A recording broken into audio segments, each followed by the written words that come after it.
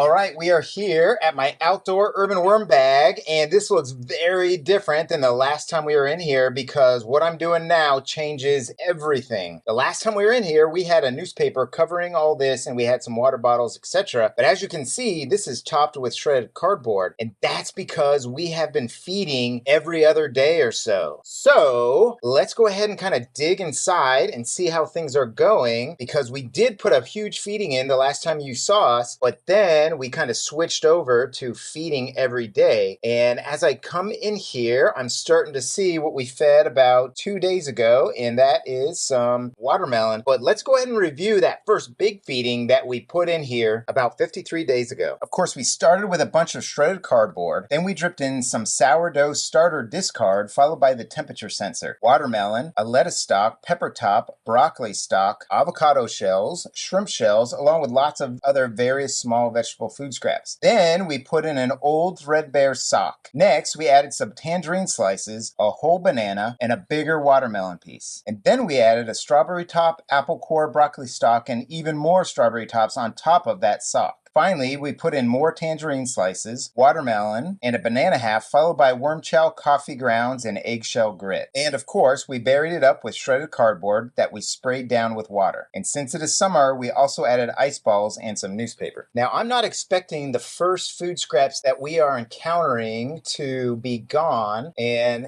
this side over here was probably fed maybe a week ago or so, and worms are coming right through it. But what we did was we started off over here and we put down some food scraps and then we sprayed it down with water, and then we came over here and then we kept going around the bin feeding just a little bit of food scraps and then putting cardboard over it, sometimes adding eggshell grit, sometimes adding coffee and worm chow, but all the time trying to make sure that we just give them a little bit and water it down. And I think what that's going to do is help us with kind of getting rid of our food scraps in a timely manner and just kind of adding it to the worm bin whenever it's convenient for us. And check this out right here. We have got some kind of interesting thing for the worms, and it looks like we put in a whole bunch of watermelon, and that makes sense because we're going through it so much. And this right here looks like a lettuce stalk. Very rarely do I run into lettuce stalk, and this is probably here because we put it in maybe a couple days ago, and this is either, it could be a celery stalk, but either way, we don't see those too often. So this is fun. We're actually getting to see what happens in between feedings because we're running into them. So this is going to be very interesting for us. Now, I will say that the spraying down of the cardboard probably did not get it moist enough. So I think in the future, I'm going to dampen it up. But really my goal is to make it super convenient for me to feed this worm bin without thinking about it too much. Now, with the lid that comes down over the top of this, it does keep the moisture in it. In fact, when I first opened it, there was all kind of moisture on the top. So I know the whole system has enough moisture. It's just kind of that first cardboard that I put in here. Now, let's kind of dig even deeper and see if any of that food scrap stuff that we put in 53 days ago is still in here. And of course, we have our usual culprits of long-term food, and that is an avocado shell right there. And this looks like we are down to the layer where there was newspaper. Now, newspaper was meant to be a top covering. I really didn't mean to bury it, so it did get matted down, and they haven't eaten it up like they would have if it might have been on the top and stayed moist. So I think it's doing great. We're going to mix it up a little bit, and that will help. Now, this feeding, we are going to give kind of a bigger feeding, and then we will continue with the kind of the side feedings or the small feedings every few days in between videos. But I think over on this side, towards the front here, is where the sock was. So I am going to try and dig down. Now, this layer from here to here is mostly shredded cardboard, so I think I could probably put just a little bit less bedding in, which I usually don't say. Usually I mention that there's never enough cardboard, or you can never put too much cardboard in here, and that's still the case, but I'm going to go a little bit lighter because I think I have plenty. Now, right here is where the sock was, and I'm not seeing it. I'm going to keep looking around and dig deeper, and oh, here we go.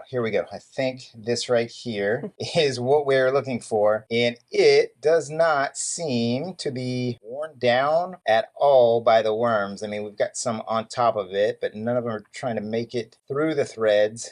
I don't even see any of them when I turn it inside out. Oh, There's one right there. Got a little buddy. And let me keep going. Anybody deeper? Because I think I'm going to turn inside out because it looks like there's some more surface area and fluffier parts for them to get to. So let's just do that real quick. All right. You know what? I'm going to keep this and I'm going to put it on right underneath the feeding zone. So things are looking good. No odors. So that is great. I like that. That means they are getting to the food pretty quickly, and any of the long-term food the mites and other bin critters are helping them out with, kind of shredding it up. Here's another avocado shell, and there you go. We still got some flesh on there, and that is usually taken care of by the mites from what I've seen in my other bins. So we might get a little bit of a mite bloom with this being in here. And yeah, things are looking good. I think we're also going to be able to harvest the next time we jump in here. So let's go ahead and get this set up for a feeding. And I'm going to what I'll do, because I want to use a lot of this bedding, is I'm just going to put it right here. I'll put a big feeding here, and then I'll brush it over and put another feeding right there. So let me put in some of this bigger stuff like that. And that will at first help to kind of aerate the bin a little bit. And look at that, yellow watermelon. They seem to like it in my other bin, so we're going to give them that. And then we'll add some shredded cardboard to the top. Go in with a couple of broccoli stalks and some eggplant right there.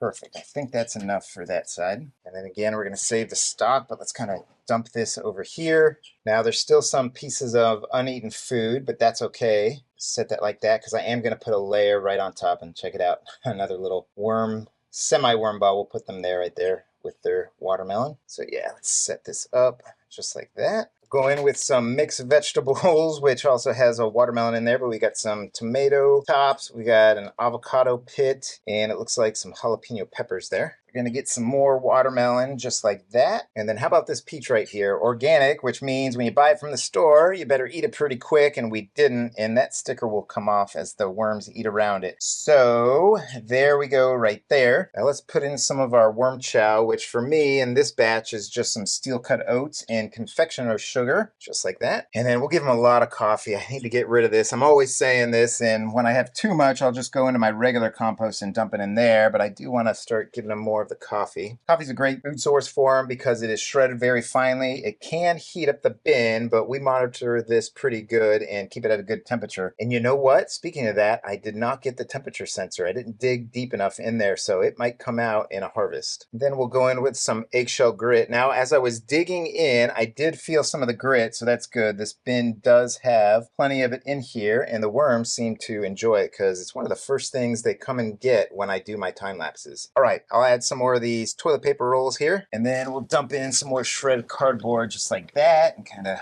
give it to them all around there. So this seems to be doing pretty well. I think I can make some adjustments. I think I might be able to give them a little bit more food at each kind of setting every few days, and maybe use some of the existing cardboard that's in here, but this is definitely going to change things for me. And ultimately, what's really important is the final product. So in maybe a month or two, probably actually 2 or 3 months, we'll kind of see what kind of vermicompost it gives at the end, and if they're eating it just as fast as they were when I was doing big feedings and then kind of leaving it alone. So I think we're onto something here. Now my other worm bins are going to continue to feed just like the way we have been. So I've got a vermi hut worm tower.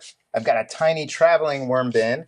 And then I also have my outdoor worm bin, which went 52 days without getting touched or messed with at all. So go ahead and check out that video that I just released there. Oh boy, that definitely is a pain in the butt. So I think for sure we're gonna start using pre-dampened cardboard. Speaking of that cardboard, don't you love how tiny this cardboard is? This is from my 12-sheet crosscut micro shredder. And if you check out this video right here, you'll see some of my other worm bin equipment. Now you need to spray that part again. Executive producer says I need to spray this part again. So I hope you're having a great day. I hope your worm bins are doing fantastic. So happy vermicompost, everybody. Take care now.